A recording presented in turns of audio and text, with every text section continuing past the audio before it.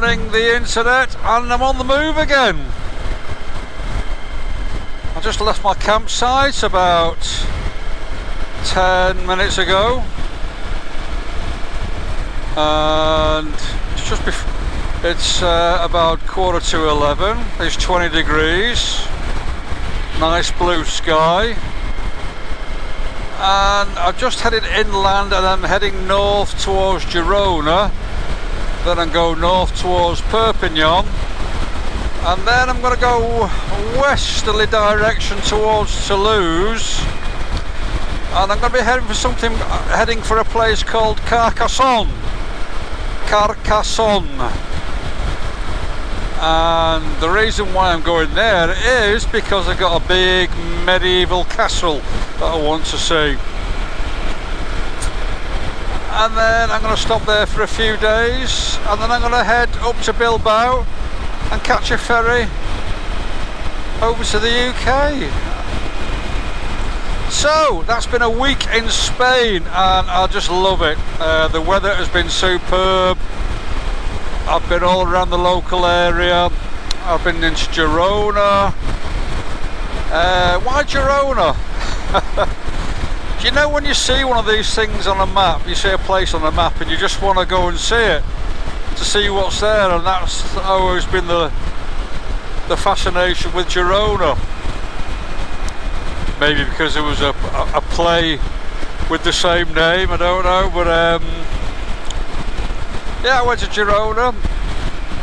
I've been to Barcelona twice. I had 2 days in Barcelona. The first day I went on the train, and I must admit it was a bit the train service was good. It's just the strange thing is, because Barcelona is so modern, you get off the train and you get up an escalator, and then before you know it, you're on the street. And the problem is finding your way back again. And where it popped up, oh, could I find where it popped up? Could I? No way. And in the end, I ended up on the metro, and I had to go and jump a couple of stops, and I got there eventually. It probably took me about an hour longer than normal to get back, but the train stations and the metro, it's all underground in Barcelona. There's no above level stations, so you think, oh, I'll pop off the station here, great, no problem. You pop up on an escalator and it's just a set of stairs, and then you wander away and you think, where am I going back to? really weird, but Barcelona is lovely, absolutely lovely. A big, modern, vibrant city, which encompasses everything about Spain, really. It's a big, modern, vibrant, thriving country, and it's wonderful. And I do love coming to Spain. I do love it. It's yeah, for many of you, Spain is all about the beaches and the sea, which is fine. But to me, I love everything that's behind the coast. All this bit, all the countryside, the mountains, the greenery. I just love it. I just love it. So that was a week in Spain, and Blanes was good. It was a good little resort. Nice beach. Had a couple of afternoons on the beach, just chilling out. Nice and peaceful, nice and warm. Little bit of sunshine. Didn't overdo it because I've only got to be out in the sun for an hour and I go beetroot. But it was just nice, even though I had my trousers and my shirt on and a hat on. it was just nice being on the sand and being next to the sea. So, and I'm looking forward to coming back to Spain next year. Oh, I will be, definitely. Definitely. Oh, look at that over there. Now what you've got over there is the start of the Pyrenees, which is the spine that runs up between Spain and France. Perpignan is over there, and then once I've got past the mountains I'll be heading inland. All those lovely mountains. So, next stop France, in Carcassonne. Now I was looking on Google Maps, and according to the, there seems to be 2 campsites there. So I've got plan A is the first campsite to the north, plan B another campsite to the south, plan C is another campsite further towards Toulouse. Failing that, I'm just going to wild camp, see how it goes. Right, I'm going to shut up, leave you in peace. I'm going to turn my music on now and say goodbye to Spain. So I'll speak to you soon. Bye bye.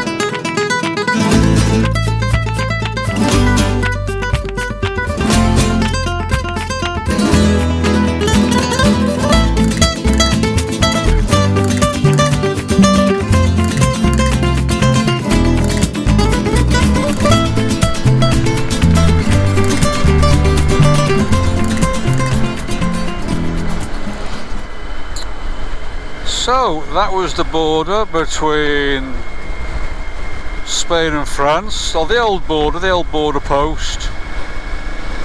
And just before you hit the old border post, it was like a town on the other side. It wasn't, it was a town made up of supermarkets, and they were all tobacconists, big supermarkets just for tobacco. So I assume that the tax on tobacco is less in Spain than it is in France. Anyway, we're now in France. Bonjour français. Bit of a police presence there, which is peculiar. Don't know why.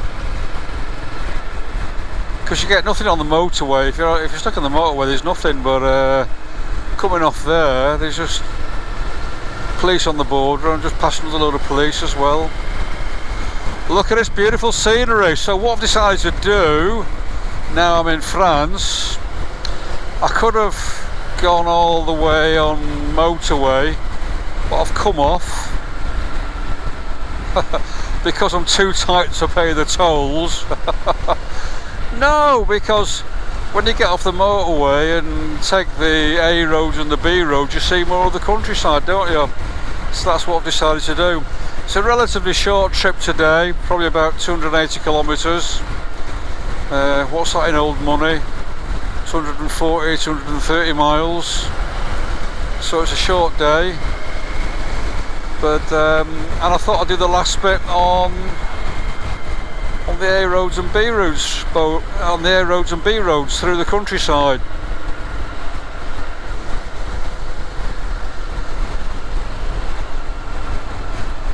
You know, it's weird, you come to Europe and If there's a mountain, then they'll either cut through it like this, or they'll dig a tunnel, or they'll do a bridge in Spain, in France, Czech Republic, Germany, wherever. Yet in the UK, you can't even build a railway line. More than that, in Scotland, where I live, there's a place called the Rest and Be Thankful, and they have to close it every few weeks because of mudslides, and they've spent millions putting nets there to catch things. And as soon as you get a heavy rain or a storm, they have to close the road. Yet in Europe, no problem. If there's a mountain in the way, we'll cut through it. Or if we've got to go under it, we'll make a tunnel. Or if we've got to go over it, we'll do a bridge. You know, we're so backward in the UK in comparison. The roads in Europe are superb. I mean, there's roads everywhere, they just go through everything. Doesn't matter if there's mountains or valleys. And it's great. This is a nice bit of countryside, isn't it? I haven't a clue where I am. La Layetita. Although we're in France now, there's still a Spanish influence. See what I mean about bridges? That's the bridge for the motorway there. No problem, we'll build a bridge. And they'll build a big bridge. A wonderful bridge. Yeah, in the UK, can't even build HS2 without a fuss and it going billions over budget. Yeah, in Europe, no problem. Anyway, that's my grumble for the day over and done with. And just before I came off the motorway, it was 23 degrees. I was starting to sweat a bit because I've got my inner on underneath my riding jacket, but it's just gone down to 21 now, so I'm starting to cool down a bit. And it's never perfect when you're on a bike. You're either too warm or too cold.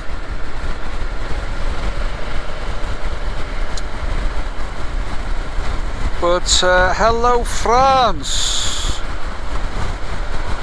I'm glad to be back. Bonjour.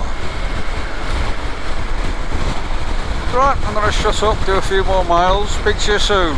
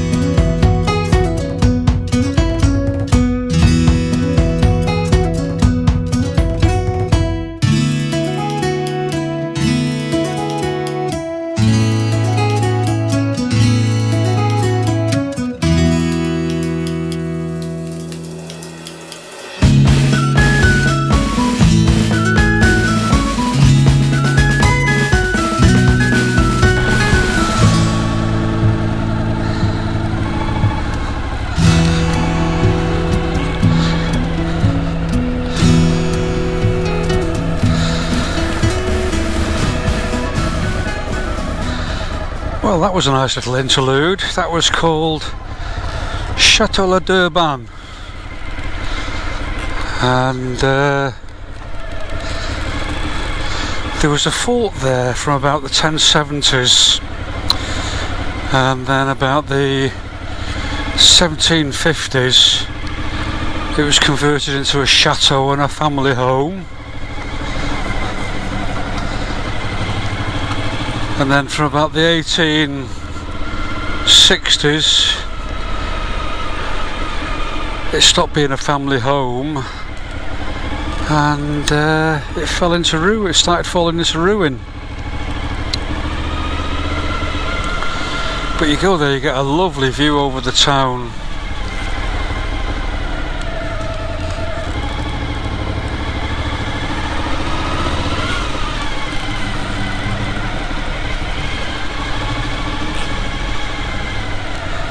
Go on, Tiddles, where you going? Go on, go on, go on, go on, go on.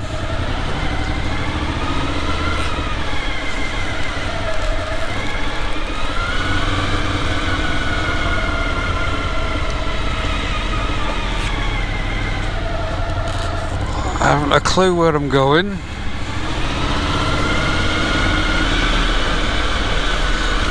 I know that I've been high, so I must go low.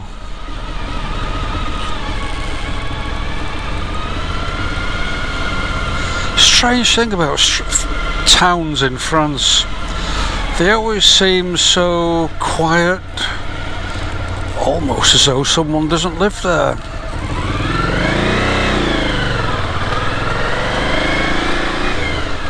I mean, very quiet, absolutely. Sometimes villages like this, they don't have any shops. Sometimes they have the odd shop, now and again. Usually a garage. Now there's a thing. 95. That's 1930. €1's 93. In Spain, it was around 145 to 150 euros a litre. So it's about 40 or 50 cents dearer in France. I assume they have more taxes in France.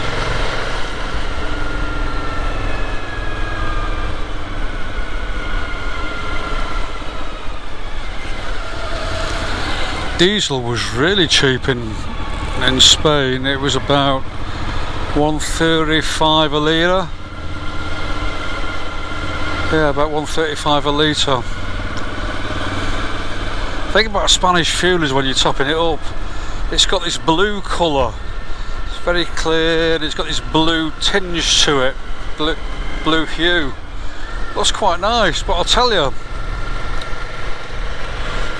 the fuel in Spain as well is really good. The bike, I'm just putting 95 in, and the bike is so good. And that was the same in France as well. The bike felt so happy. I don't know if there's a different quality of octane, I really don't know, but the bike feels better in Spain and in France on the local fuel than it does in the UK, which is really strange. So that was a nice little interlude, and that little town was Corban. Can't remember.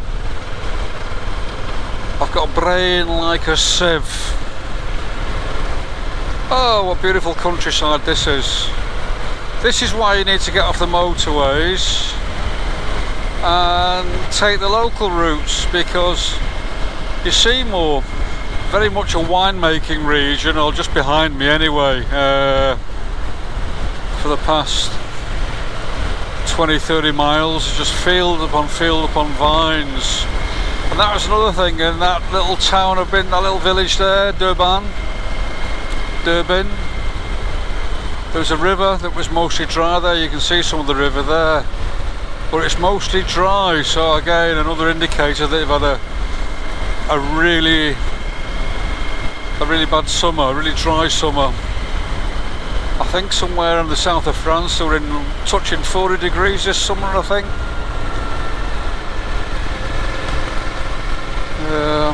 Anyway, I'm going to shut up. Chez Jeannette. Villesque. I love French names. Villesque. I wish I could speak good French. Oh, more vines there. I wonder what wine region this is. I've seen lots of signs for different types of wines.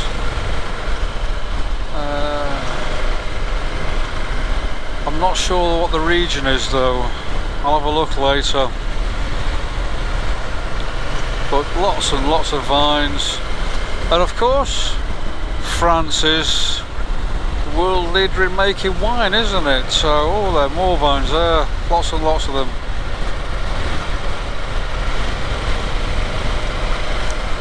Right, I'm going to shut up and leave you in peace. Speak to you soon.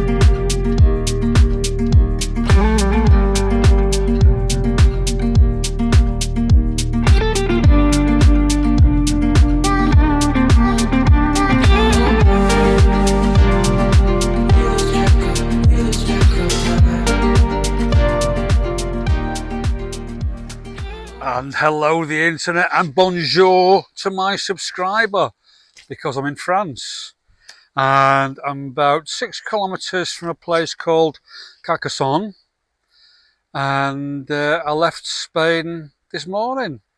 And what an easy day. It really wasn't a great distance. It was about 160, 170, 180 miles, something like that.